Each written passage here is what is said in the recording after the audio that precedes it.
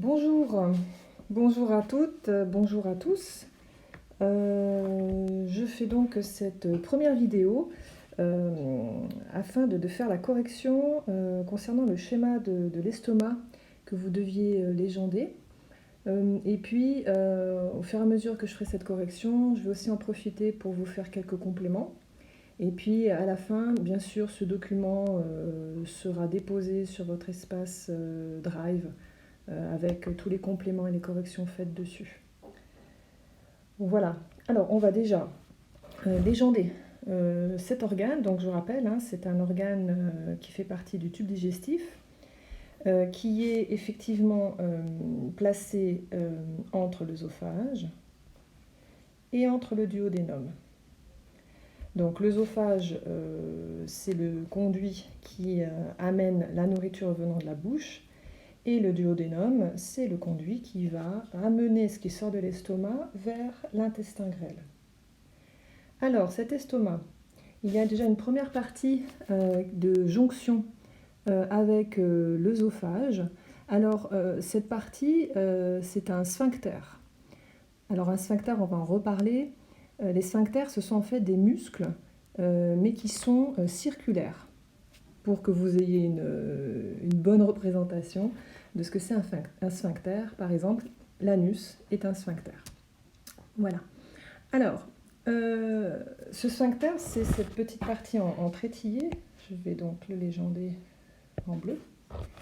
Donc, on appelle ça le sphincter œsophagien, on va dire. Hein. Je pense que ça peut le faire. Voilà. Allez. Sphincter œsophagien, puisqu'il représente la jonction entre l'œsophage et l'estomac. Ensuite, cet estomac, il a une espèce de protubérance supérieure qu'on appelle le fundus ou fendus, ça dépend de comment on prononce. Ce fundus, si on pouvait l'ouvrir, on verrait que donc il est tapissé à l'intérieur par 3 couches de muscles. Tous vos organes viscéraux, notamment du tube digestif, sont entourés de muscles qui se contractent de manière involontaire. À l'heure actuelle, votre estomac est en train de se contracter, mais vous n'êtes pas en train de lui donner l'ordre de se contracter. Hein. Là, vous avez en tout cas 3 couches de muscles. On va donc déjà mettre que ce sont des couches de muscles.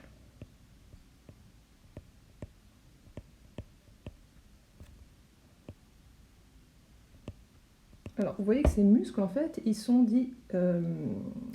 superposés les uns sur les autres, et les fibres musculaires ne sont pas du tout orientées de la même manière. Il y a des fibres musculaires qui sont obliques. C'est la première flèche. Donc ça, c'est une couche de muscles qu'on va qualifier d'oblique. Vous avez ensuite la deuxième couche de muscles où, au contraire, les fibres musculaires sont circulaires.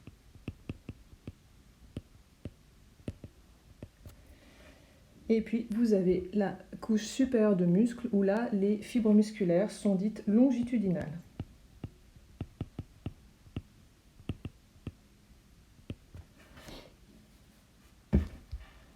Voilà, maintenant si on pouvait ouvrir ces 3 couches de fibres musculaires avec un scalpel par exemple, on verrait l'intérieur de l'estomac.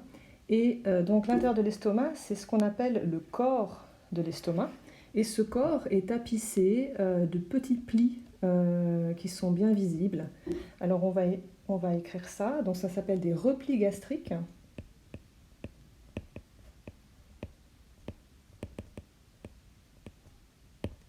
Qui tapissent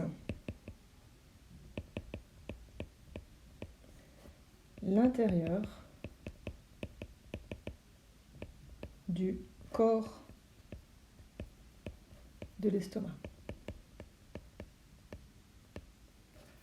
Je vais corps, parce que là, ça ne passe pas. D'ailleurs ici, c'est le fundus de l'estomac.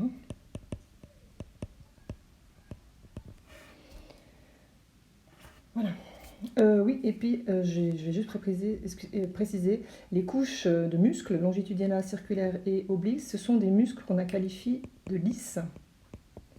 Les muscles lisses, pour les distinguer d'un autre type de muscles, qui sont les muscles de votre cœur, qu'on appelle les muscles cardiaques, dont les fibres sont complètement différentes des fibres des muscles lisses, et aussi pour les distinguer d'une troisième catégorie de muscles qui sont présents dans votre corps, qu'on appelle les muscles squelettiques, notamment tous les muscles qui entourent vos membres, hein, vos bras, vos jambes, et qui assurent eux le mouvement. Hein. Les muscles squelettiques, c'est vraiment une volonté, hein. Vous voulez vous mettre généralement en mouvement. Donc les muscles squelettiques, ils ont aussi des fibres musculaires qui sont différentes des fibres des muscles lisses. Voilà, alors si on continue un peu ce schéma de l'estomac, on a une courbure, deux courbures. On a la grande courbure, ici, qui est la courbure sous l'estomac.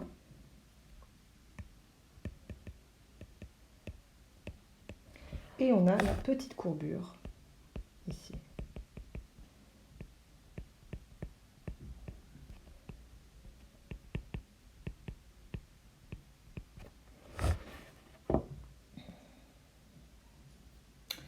Et puis, oui, alors je vois que j'avais mis deux légendes. Je vais juste regarder. Oui, alors on s'approche ici d'un deuxième sphincter. C'est le sphincter de sortie. Et ce sphincter, en gros, de sortie, il s'appelle le pylore. Donc c'est vraiment le sphincter qui va déverser ce qui sort de l'estomac dans le duodénum. Voilà, j'avais aussi mis une flèche ici. Bon, je crois que c'est pas la peine qu'on aille plus loin. Je suis en train de regarder si j'ai un peu mis tout ce que je souhaitais sur cette figure. Oui, c'est le cas.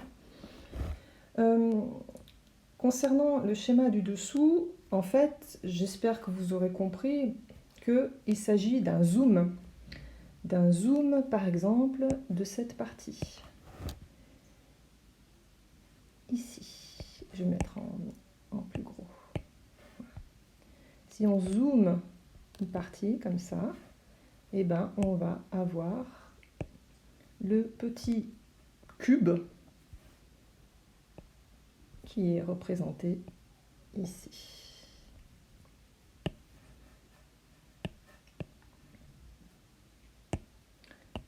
Je vais te faire attention. Voilà. Petit cube qui est là est un zoom de cette région. C'est un cube parce qu'évidemment, on a dans la partie supérieure, là où je mets la croix, ça c'est l'intérieur de l'estomac. Et puis l'estomac est un organe, il est constitué d'une muqueuse, voilà, dont vous avez une certaine épaisseur. Puis dans cette muqueuse, vous avez des cryptes, comme le nom l'indique, comme des cryptes dans des grottes ou dans des cavernes, donc des espèces de prolongements à l'intérieur de cette muqueuse. Et ces prolongements sont tapissés de petites cellules. Et le fond des cryptes constitue ce qu'on appelle les glandes gastriques.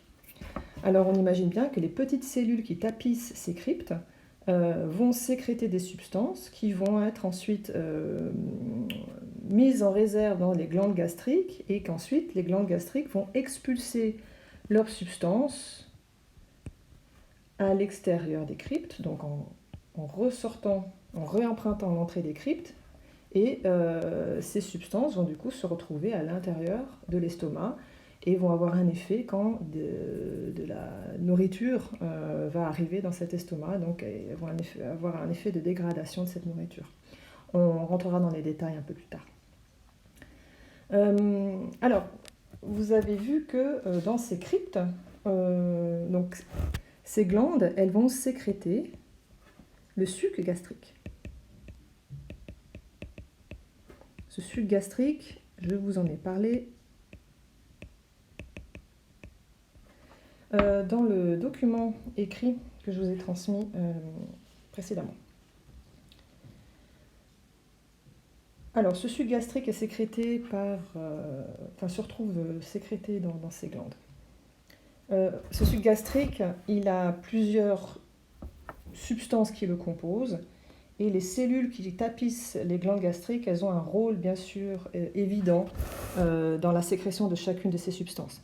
Pour bien que vous compreniez ce que c'est qu'une crypte, je vous remets le nom ici d'une crypte, enfin je vous remets le mot crypte ici, pour que vous compreniez que c'est ce trou, on va dire, et puis les flèches rouges correspondent à la sortie éventuellement du suc gastrique.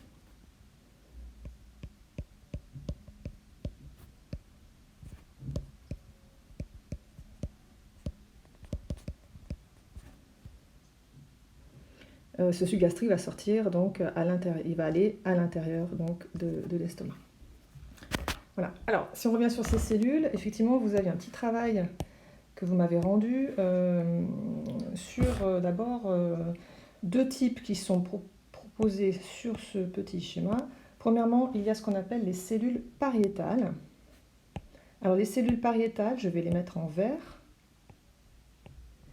Alors, vous voyez qu'elles ne sont pas forcément très présentes dans la paroi des cryptes, mais on les retrouve à plusieurs endroits.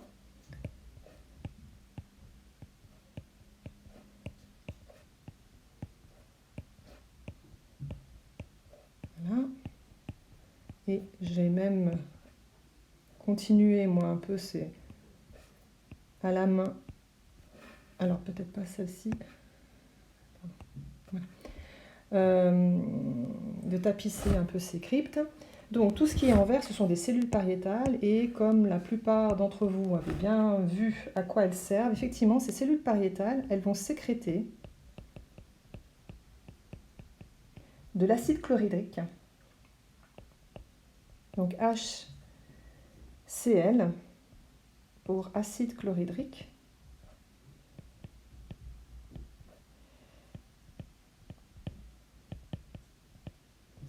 Et j'espère que vous avez vu en chimie que l'acide chlorhydrique a un pH très acide, autour de 2.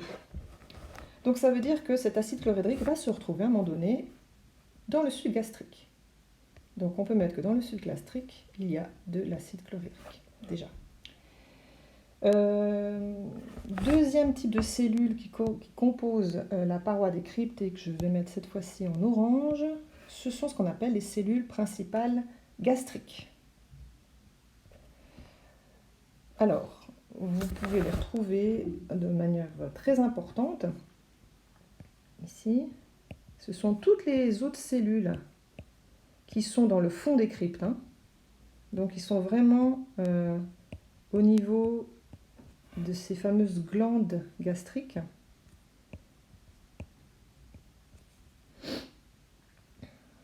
J'en mets ici. Voilà. Peut-être ici. Hop. Voilà. Et effectivement, vous avez trouvé leur rôle principal. Elles vont sécréter une protéine, en fait une enzyme, qui s'appelle la pepsinogène.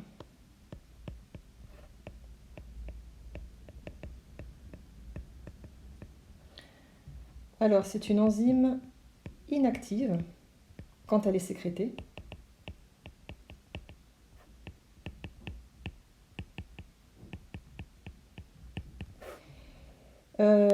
Qui devient de la pepsine.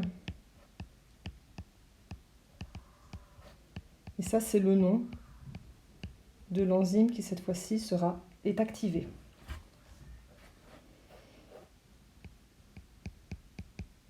On verra plus tard comment cette pepsinogène peut être activée en pepsine, et on verra aussi finalement, une fois que cette pepsine est activée, quel est son rôle au niveau de la digestion. Donc on va rajouter que le suc gastrique, c'est la HL plus la pepsinogène.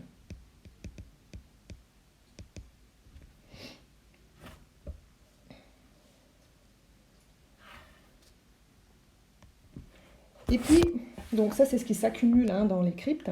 Et enfin, on va voir un autre type de cellules dont je ne vous avais pas demandé de chercher quelque chose de votre part, mais pour lesquelles je vais vous donner des précisions. Ce sont des cellules qu'on va retrouver plutôt au début de l'entrée des cryptes, que je mets en bleu, qu'on peut des fois retrouver ici. Hein. Voilà, on va les rajouter là. Des fois, elles peuvent être un peu ici, par exemple. Voilà. Alors, ces cellules, je vais rajouter leur nom, qui n'était pas sur votre schéma. Donc, je vous indique que ce sont ces cellules bleues, par exemple, là ou là. Et en fait, ce sont des cellules qui vont sécréter le mucus. Votre estomac est tapissé comme toute muqueuse, comme tout organe du tube digestif par un mucus, d'où le nom du tissu muqueuse, qu'on appelle la muqueuse qui tapisse la paroi de l'estomac.